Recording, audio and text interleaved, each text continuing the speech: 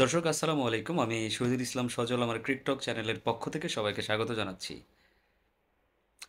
ভাবছিলাম না ভিডিওটা করব, কিন্তু আসলে কয়েকটা কথা বা কিছু কথা একদম যেটা না বললেই নয়, যেটা আসলে খুবই জরুরি বলাটা, সেটা হচ্ছে আইপিএলের ইতিহাসের সর্বনিম্ন জঘন্যতম যে হারটা হারার দরকার ছিল সেটা, মানে আজকে যে দলের জার্সিটা পরছি, মানে আমি তো রেগুলারই একজন কেকেআর ফ্যান, তো তাদেরই হারার দরকার ছিল। কে ভাবছিল বা কে কখন চিন্তা করেছিল যে আজকে পাঞ্জাব সুপার কিংস 111 রান করবে, সেটা কলকাতা এগেনস্টে ডিফেন্ড করবে। সেই টিম, যেই টিম কিনা 2024 সালে আইপিএলের ইতিহাসের সর্বোচ্চ রান তাড়া করে জেতা যে টিম, তারা 111 রান চেস করতে পারে না। Very upset. কিন্তু আসলে আইপিএলে সবই হয় মাঝ।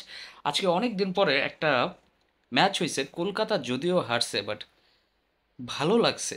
একটা দিক দিয়ে ভালো লাগছে যে আইপিএলে যেখানটা একটা বোরিং পর্যায়ে চলে যাচ্ছিল, 250 240 রান হচ্ছিল, সেইখানটাতে আজকে 111 রান করেও ডিফেন্ড হয়ে যায়। এই জিনিসটা দেখতে খুব ভালো লাগছে, মানে মজা পাইছি।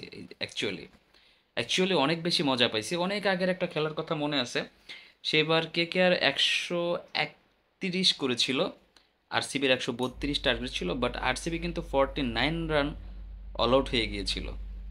তো যাই হোক, আজকে কিন্তু আইপিএল ইতিহাসে একটা রেকর্ড হয়ে গেছে, সেটা হচ্ছে সর্বনিম্ন কম রান ডিফেন্ডার একটা রেকর্ড। আর এই লজ্জার রেকর্ডটাতে ভাগ বসাইছে কিন্তু কেকেআর 95 রান অল আউট, তারা 111 রান চেস করতে পারেনি। All credit goes to Punjab super kings. তাদের bowling line up, Yuzvendra Chahal ভালো 4টা উইকেট নিছেন, তারপরে মার্কো ইয়ানসেনও বেশ ভালো বোলিং করছেন, আর্শদীপ সিং, মানে প্রত্যেকটা বোলার যারা ছিল, ভাই ভালো বোলিং না করলে তো আর 95 রানে কে কে আর অল আউট হওয়ার কথা না, এটা একদম নীতিবদ্ধ বিষয়। বাট সবচাইতে বেশি খারাপ লাগছে যে কে কে আর এত বড় ব্যাটিং লাইন আপ, এত বড় ব্যাটিং লাইন আপ যে আজকে দেখেন সুনীল নারায়ণ 7 রানে আউট হয়ে গেছে, তারপরে ব্যাক টু ব্যাক 7 রানে ডি কক আউট হয়ে গেছে। তারপর একটা ভালো পার্টনারশিপ হয়েছিল 62 রানে গিয়ে আপনার যখন উম, আপনার আজিঙ্কে রাহানে আউট হয়ে যায়, তারপরও কে ভাবছে বা আরও মাত্র 50 রানের মতো লাগে, সেইখানে আরও বল পড়ে আছে 70 75টা, এইখানে কে আর কোনো হারার সম্ভাবনা। ঠিক যেই যে জায়গাটা আমরা চিন্তা না করছি সেই জায়গাটাতেই সেই অঘটনটা ঘটছে। সেটা হচ্ছে তারপর থেকে 62 থেকে 79 পর্যন্ত কে আর ভাই 8টা উইকেট চলে গেছে।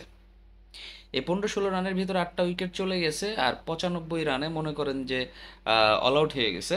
শেষের দিকে এসে কিছুটা প্রতিরোধ করার চেষ্টা করেছিল অ্যান্ড্রু রাসেল। আমি ভেবেছিলাম এতদিন অ্যান্ড্রু রাসেল যেই আকাশ, মানে কাজ করতে পারে না, আজকে হয়তোবা তাকে দলে রাখার যে একটা মর্যাদা, সেই মর্যাদাটা হয়তোবা রাসেল আজকে দিবেন।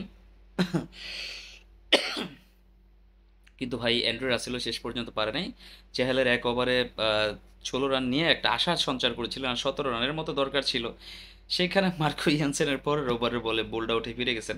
মানে আসলে আমি বুঝলাম না এই যে ড্রি রাস আসলে কে কে আর থাকার যোগ্য। একটা দিন দল চাপে পড়ছে, সেখান থেকে আপনি দলকে বের করতে পারলেন না, আর এতগুলো ভরি ভরি ব্যাটিং লাইন আপনি 111 রান চেস করতে পারে না।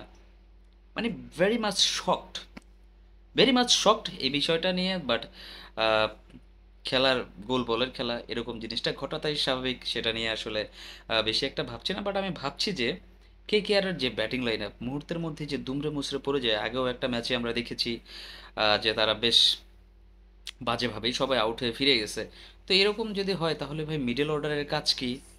কিংবা আরেকটা বিষয়, আজকে রিঙ্কু সিং এর আউটটা দেখলাম। রিঙ্কু সিং চেহালের একটা বল বুঝতেই পারলেন না, মানে সে আমার কাছে একবার দেখে মনে হলো যেন আহ, ইচ্ছে করে আউট হয়ে গেছে রিঙ্কু সিং।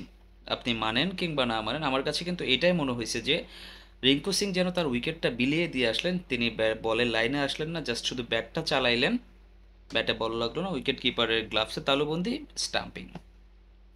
এরকম আরেকটা সত্যি কথা বলি, ড্রি রাস যে লাস্টের বলটাতে আউট হয়েছে না, সেটাও আমার কাছে কেন যেন মনে হয়েছে অ্যান্ড্রু রাসেল ইচ্ছে করে বোল্ড আউট হয়ে গেছেন। আমি জানি না, আইপিএলে সবই সম্ভব, যেহেতু আহ, এখানে বিশাল আকারের বাজি চলে, জুয়া চলে। You never know, you never know. আপনি জানেন না যে কোন ম্যাচটা ফিক্সিং হইতে যাচ্ছে, কোন ম্যাচটা ফিক্সিং হইতে যাচ্ছে না। সো এই সমস্ত কথা বলে আসলে লাভ নাই।